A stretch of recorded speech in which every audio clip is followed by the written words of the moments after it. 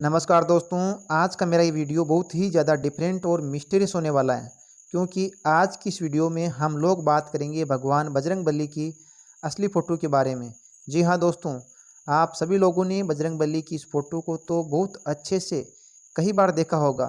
कई लोग ये दावा कर रहे हैं कि भगवान बजरंगबली की ये फ़ोटो बनावटी फ़ोटो नहीं है बल्कि असली फ़ोटो है।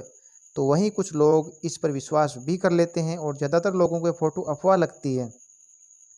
लेकिन दोस्तों मैं आप लोगों को बता दूं, सन 1998 की ये फ़ोटो दुनिया की सबसे ज़्यादा मिस्टीरियस फ़ोटो है।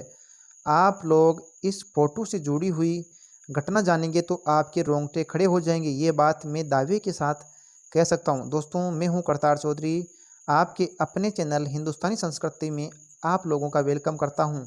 यदि आप सच्चे सनातनी हैं और भगवान बजरंगबली में विश्वास करते हैं तो हमारे चैनल को सब्सक्राइब करके इस वीडियो को एक लाइक ज़रूर करें। दोस्तों ये बात है सन 1998 की।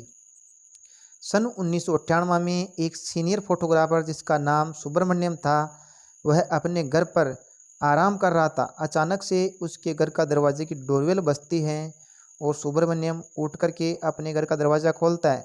जैसे ही वह दरवाज़ा खोलता है तो सामने एक अनजान सा शख्स खड़ा था, एक अनजान सा आदमी खड़ा था जिसके चेहरे पर बहुत ज़्यादा डर था। वह बहुत ज़्यादा डरा हुआ था, घबराया हुआ था। फिर मैंने उससे पूछा कि आप कौन हो और क्या चाहते हो? तो उस स्ट्रेचर ने उसके हाथ में एक कैमरे का रोल थमाते हुए कहा कि इसमें कुछ ऐसी फ़ोटो है जो आपको बहुत ज़्यादा चौंका सकती है, बहुत ही हैरान कर देने वाली फ़ोटो है। उस ज़माने में दरअसल कैमरे जो भी होते थे वो रूल वाले होते थे। वह चलते थे जिसके नीचे टेस्टी होती थी, जिसे डेवलप करके फ़ोटो बनाई जाती थी। तो फोटोग्राफर जो स्ट्रेचर सुब्रमण्यम के पास वो रोल लेकर के पहुंचा था, वह बताता है कि मैं और मेरा बेटा और एक मेरा दोस्त, हम लोग मानसरोवर घूमने के लिए गए थे और ट्रैकिंग करते टाइम एक दोपहर को हम बहुत थक गए और एक गुफा के पास आराम करने के लिए बैठ गए। तभी गुफा के अंदर से अचानक कुछ अलग तरह की आवाज़ें आने लगी, तो हमारा ध्यान उस ओर गया और जो हमने देखा वह देख करके हमारे पैरों तले ज़मीन निकल गई। क्योंकि दोस्तों आगे ये बताते हैं कि हमने देखा कि उस गुफा के अंदर से, जो गुफा अभी तक बिल्कुल काली व अंधेरी थी, उस गुफा से एक अलौकिक रोशनी निकल रही थी और रोशनी इतनी ज़्यादा और चमकदार थी कि मानो उसके सामने सूरज की रोशनी भी फीकी पड़ जाए, मंद पड़ जाए। मेरा बेटा जो बहुत ज़्यादा क्यूरियोसिटी के साथ अपना कैमरा उठाता है और बोलता है कि मैं अंदर जा कर के ये फ़ोटो ज़रूर खींचूंगा कि अंदर है क्या। उसने और उसके दोस्त ने अपने बेटे को रोकने की बहुत कोशिश की, लेकिन उसका लड़का बहुत रोकने पर भी कैमरा उठा करके दौड़ता हुआ उस गुफा में चला गया और एक झटके के अंदर गुफा के अंदर चला गया। और गुफा के अंदर जैसे ही गया, कुछ सेकंड के बाद उस गुफा की रोशनी बंद हो गई, पूरी तरह से गायब हो गई और गुफा बाहर से बिल्कुल पहले की तरह नॉर्मल दिखाई दे रही थी। और स्ट्रेचर का बेटा अभी भी गुफा के अंदर ही था। बाहर खड़े हुए थे स्ट्रेचर और उसका दोस्त बहुत ज़्यादा घबराए हुए थे। घबराहट के मारे अपने बेटे को देखने के लिए वह और उसका दोस्त गुफा के अंदर दौड़ते हुए जाते हैं। तो जैसे वे गुफा में जाते हैं तो गुफा अंदर से पूरी तरह से नॉर्मल थी। गुफा में अंदर कुछ भी नहीं दिखाई दे रहा था। जब वह इधर उधर अपने बेटे को ढूंढते हैं तो उसका बेटा मृत अवस्था में ज़मीन पर पड़ा मिलता है। जैसे ही उसने ये देखा तो उसकी आंखों पर विश्वास नहीं हुआ और पैरों के नीचे से ज़मीन गायब हो गई और वहीं पर उसका कैमरा भी पड़ा हुआ मिलता है, जो थोड़ा सा डैमेज हो चुका था। यह कहानी बताते हुए सुब्रमण्यम ने कहा कि मुझे यकीन है कि मेरे बेटे ने उस दोपहर इस कैमरे से ज़रूर कुछ ना कुछ क्लिक किया था। बहुत ही ज़्यादा हैरान करने वाला हो सकता है। मुझे यकीन है कि अंदर कुछ ऐसा है जिसकी एनर्जी को मेरा बेटा सह नहीं पाया, इसी वजह से उसकी मृत्यु हो गई। डॉक्टरों ने मेरे बेटे की मौत का कारण हार्ट फेल होना बताया है, लेकिन 16 से 17 साल के लड़के का हार्ट फेल कैसे हो सकता है, ये बात कुछ हजम नहीं हो रही है। सुब्रमण्यम उसकी बातों को मान लेता है और कहता है कि आप इसे डेवलप करके रखिए, मैं कुछ दिनों के बाद आऊँगा और आपसे ये तस्वीर लेकर जाऊँगा। सुब्रमण्यम को लगता है अगली सुबह सुब्रमण्यम को लगता है कि इस फोटो को डेवलप करना चाहिए और इसके लिए मुझे किसी एक्सपर्ट की ज़रूरत है, यानी एक्सपर्ट की सहायता लेनी लेनी पड़ेगी। तो कावेरी कलर लैब की नाम की एक दुकान है, सुब्रमण्यम भी वहीं के रहने वाले थे, तो उन्होंने अपने दोस्त मिस्त्री विपिन नाम के अपने दोस्त को बुलाया और विपिन के पास पहुंचे। सुब्रमण्यम और विपिन मिलकर के उस फोटो को डेवलप करना शुरू कर चुके थे। फ़ोटो बहुत ही ज़्यादा ब्राइट थी, तो फ़ोटो को डेवलप करने में दिक्कत हो रही थी। काफ़ी मकसद के बाद फ़ोटो थोड़ी-सी क्लियर हुई और जैसे-तैसे ब्राइटनेस को एडजस्ट किया तो एक फ़ोटो सामने आई, और जो फ़ोटो सामने आई वो बिल्कुल वैसी दिखा रही थी, मतलब वैसी दिखाई दे रही थी। जब इस फ़ोटो को ध्यान से देखा तो वो समझ गए कि फ़ोटो अश्लील फ़ोटो नहीं है बल्कि एक मज़ाक है। स्ट्रेचर ने उसके साथ मज़ाक किया ये सोचकर कि सुब्रमण्यम बहुत ज़्यादा गुस्सा हो गए, क्योंकि वहाँ पर साफ-साफ दिखाई दे रहा था कि हनुमान जी के हाथों में, यानी हनुमान जी की फ़ोटो है और यहाँ पर हनुमान जी के हाथों में कुछ संस्कृत की किताबें लिखी हुई है जिसे हनुमान जी बैठ कर के पढ़ रहे हैं। तो वह समझ आता है कि ये पूरी तरह से नकली फ़ोटो है, मतलब उसने कहीं ऐसा खींचा है।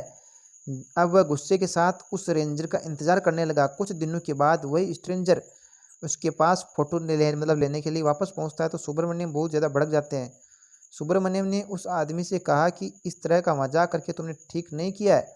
किसी नकली इंसान को बजरंगबली बना करके तुमने उसकी फ़ोटो खींच ली और रोल मुझे प्रिंट करने के लिए दे दिया, ये कहकर कि इसमें कुछ अलग चीज़ है, अलौकिक चीज़ है। निकल जाओ यहाँ से वरना मैं पुलिस को इन्फॉर्मेशन कर दूंगा।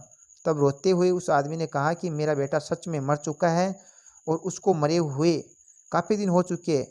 यदि तुम्हें मेरी बात पर विश्वास नहीं है तो ये लो मेरे घर का पता, और तुम मेरे घर पर जाकर के इस बात का पता कर सकते हो, मेरी पत्नी से सारी बातें पूछ सकते हो, तब आपको सच्चाई मालूम चल जाएगी। ऐसा कहकर के वे आदमी सुब्रमण्यम से अपनी फ़ोटो लेकर के वहाँ से चला गया। लेकिन दोस्तों सुब्रमण्यम कुछ प्रिंट अपने पास रख लेता है। काफ़ी दिनों के बाद सुब्रमण्यम को ख्याल आता है कि क्यों नहीं इस बात की सच्चाई को ज्ञात किया जाए, कुछ गड़बड़ तो नहीं है।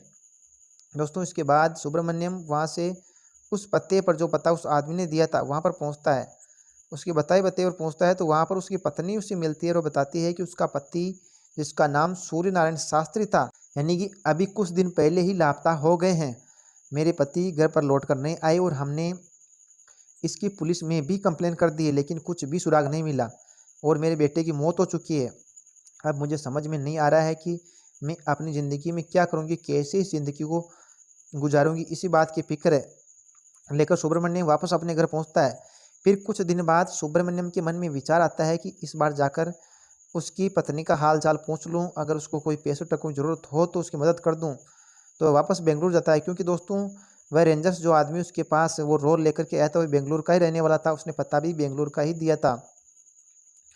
तो सुब्रमण्यम सोचता है कि आखिर उसके घर में सब ठीक है कि नहीं, ये मैं एक बार देख लूँ। तो वह वापस वहाँ पर जाता है। वहाँ पर उसे कोई नहीं मिलता, उसकी पत्नी भी नहीं मिलती। तो आस पड़ोस में पूछताछ करने पर पता चलता है कि जो औरत जिससे वह कुछ समय पहले मिला था वो भी मर चुकी है, और उस लड़के की भी मृत्यु हो चुकी है जिसने ये फ़ोटो खींचा था। सूर्यनारायण शास्त्री यानी उस लड़के के पिता लापता हो चुके हैं। कुछ दिन बाद उसकी पत्नी की भी मृत्यु हो चुकी है। आखिर क्या चल रहा था, ये क्या रहस्य था? धीरे धीरे करके सुब्रमण्यम ने सारी बातें बुला दी, लेकिन वह नहीं बुला पाए। तो सिर्फ एक चीज़, उस कमरे से निकली हुई वह अलौकिक फ़ोटो, धीरे धीरे करके वह फ़ोटो पूरी दुनिया में वायरल हो गई। आज पूरी दुनिया के लोग इस फ़ोटो को देखकर ये समझते हैं कि ये बजरंगबली की असली फ़ोटो है।